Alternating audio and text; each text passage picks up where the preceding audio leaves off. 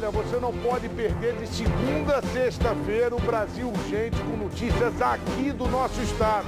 Segunda a sexta, 4h15 da tarde, porque você sabe, né? Eu sou de olho. Donos da Bola. Oferecimento Shampoo Clearman. Limpeza profunda, refrescância e zero caspa.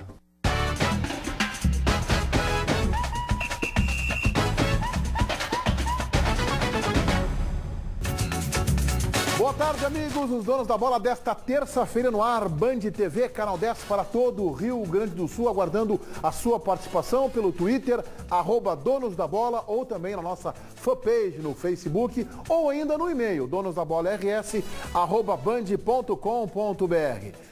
Vamos até BH um dia antes do grande jogo do Internacional contra o Atlético Mineiro pela Taça Libertadores da América. Lá está o enviado especial da Band, Bruno Ravazoli. Bruno, ambiente na delegação do Inter aí, boa tarde.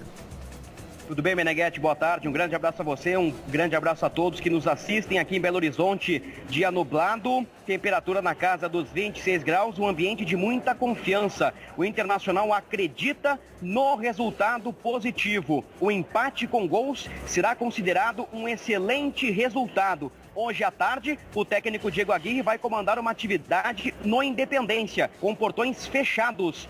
Nicolas Freitas ou Jorge Henrique no meio-campo e um zagueiro na lateral esquerda, já que Jefferson não está à disposição, são algumas alternativas que não podem ser descartadas, Meneghetti. Valeu, Bruno. Em seguida você volta. É um problema que terá o Internacional do técnico uruguaio Diego Aguirre, a ausência de 2 titulares importantes, por exemplo, na conquista do Campeonato Gaúcho. Nilmar, um dos personagens, especialmente do segundo clássico, e também o bom lateral esquerdo, o menino garoto Jefferson, que vive um momento de estabilidade naquele setor. O Campeonato Gaúcho era uma espécie de Copa do Mundo para o Grêmio. O clube apostou todas as fichas na competição estadual. O planejamento foi feito em cima da conquista do Gauchão. E agora, será que o Grêmio mudará o rumo deste projeto? O Grenal não foi bem o que a torcida gremista esperava, mas calma aí, a temporada do Grêmio não terminou no Beira-Rio, pelo contrário. Tudo que vem sendo feito até agora pela direção vai continuar. Palavra do presidente. Não muda absolutamente nada. Ao contrário, aprofundamos mais as nossas questões que dizem respeito ao nosso planejamento. Nós temos uma situação muito consolidada de evolução das finanças do clube, precisamos evoluir muito mais ainda, enfrentar melhor a questão da Copa do Brasil e do Campeonato Brasileiro e vamos tocar para frente exatamente como construímos desde o começo. O tricolor perdeu jogadores importantes do elenco, entre eles Barcos e Marcelo Moreno, mas tudo teve motivo. O Grêmio cortou os gastos de forma radical. Até por isso, a temporada começou difícil e a equipe teve que ser reforçada. Nós saímos de uma situação absolutamente derrubada do plantel, construímos uma outra situação, chegamos em condições de absoluta igualdade na final do campeonato, poderíamos ter saído vencedor. Só que mesmo assim, a aposta foi em jogadores baratos e revelados no clube, sem loucuras e dentro do planejamento. O Grêmio tem um projeto e nós vamos seguir.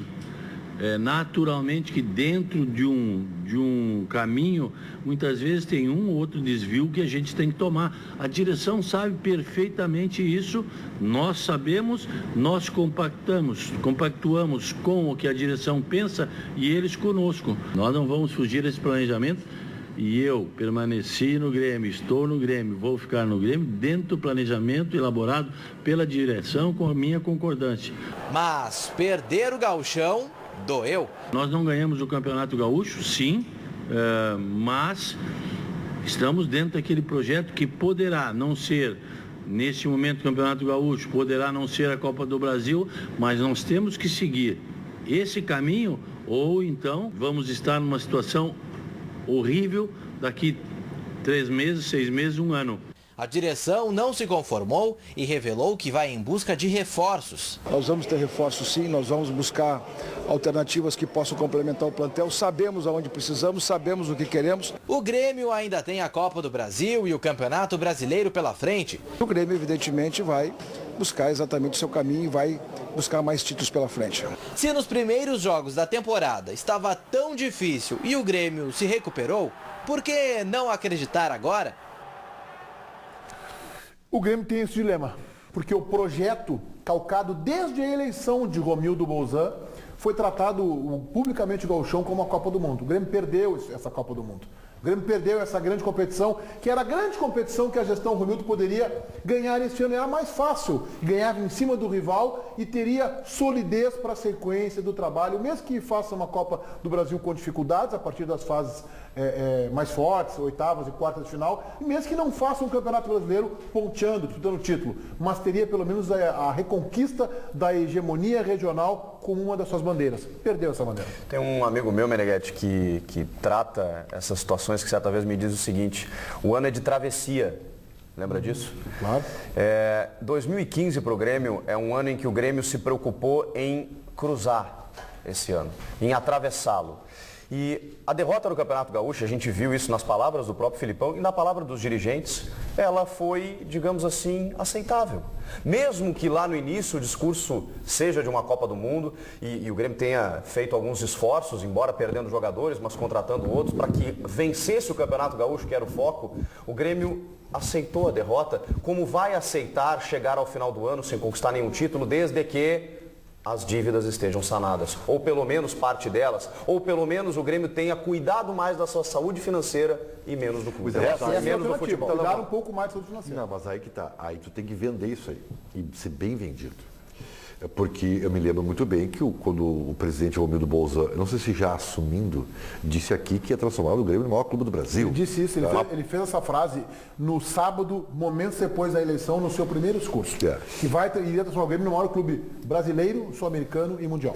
Então, assim, a palavra ela é muito forte. Nós estamos vivendo um momento onde tudo é rede social, mas tudo que se escreve e tudo que se diz ainda tem muita importância. Mas primeiro tem que pagar as contas, né? Para ser grande. Mas aí que tá. No atoleiro então, ninguém vai ser grande. Não, é que fica mais fácil para o torcedor, por mais apaixonado que seja, ele comprar essa ideia se ele ouvir do seu representante a verdade.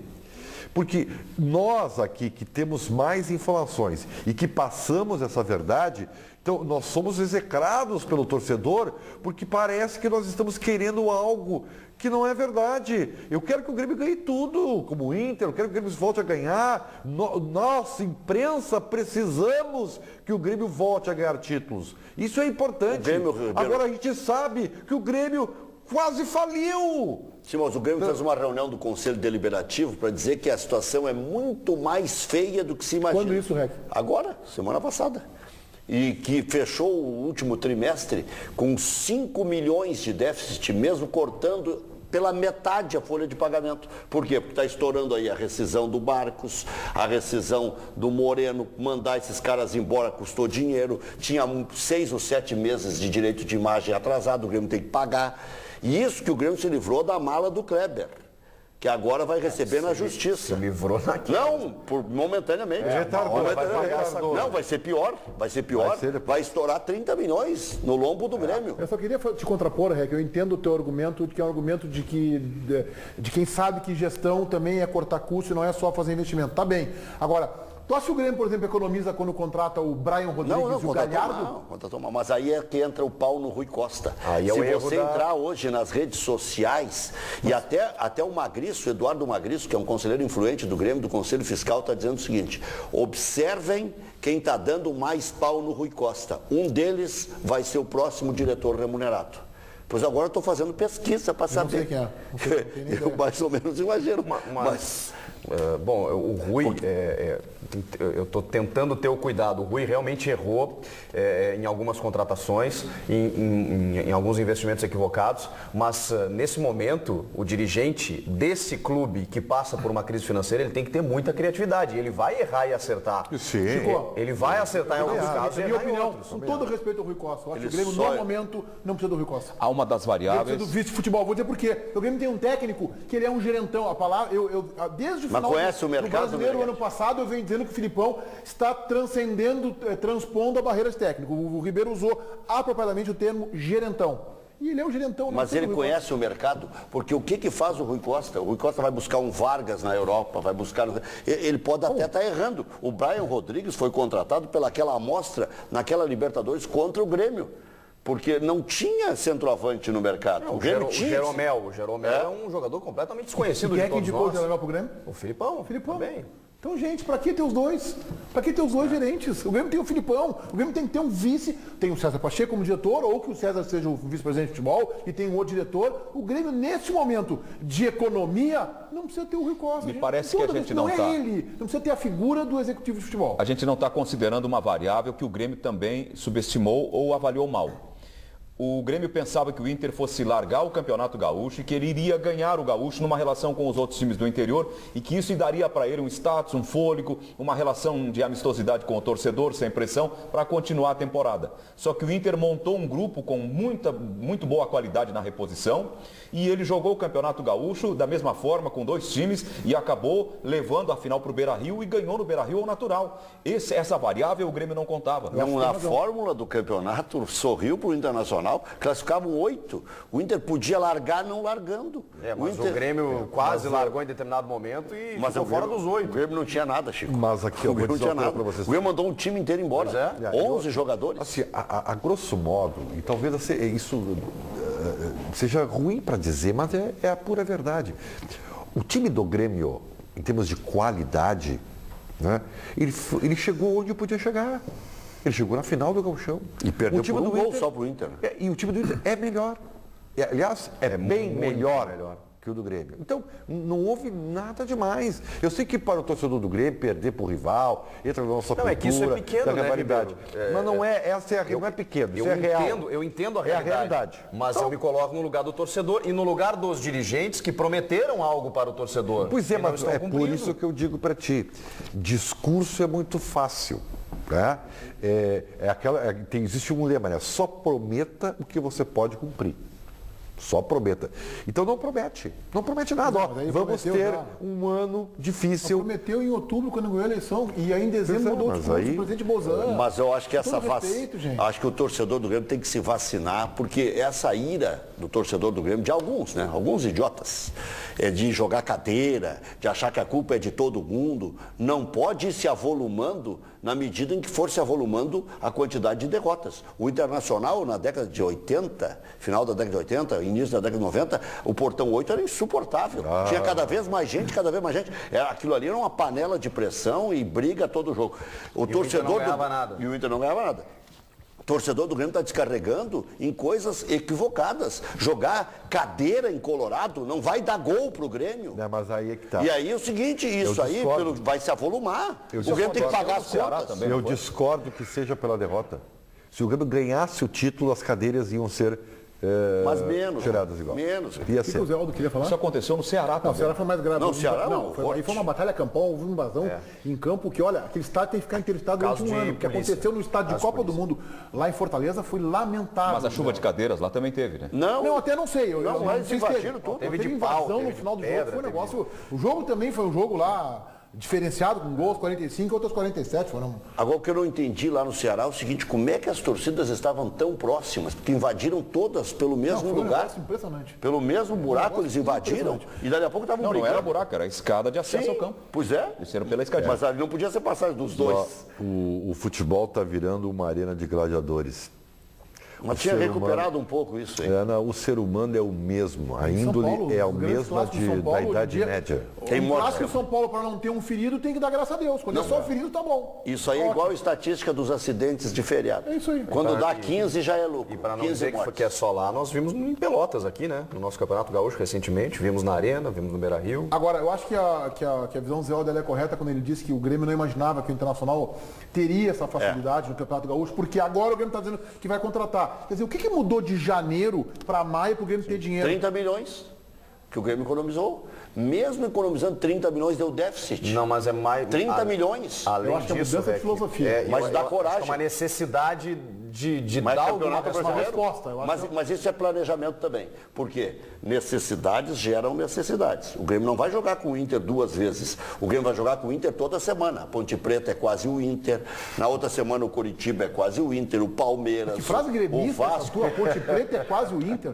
É uma frase, tira a bandeira, cara. Eu estou dizendo a dificuldade de jogar Campeonato Brasileiro. Vai a Chapecó jogar para vai ser difícil, é tudo vai jogar difícil. em jogo. Vai estar nas redes sociais, recorde para a Ponte Ponte Preta com o Internacional. Não é porque jamais eu teria essa o símbolo é o mesmo, né? Macaco e macaca, né? Eu tô dizendo que o REC adotou a minha tese do nivelamento do futebol, né, REC? Não, nivelamento não.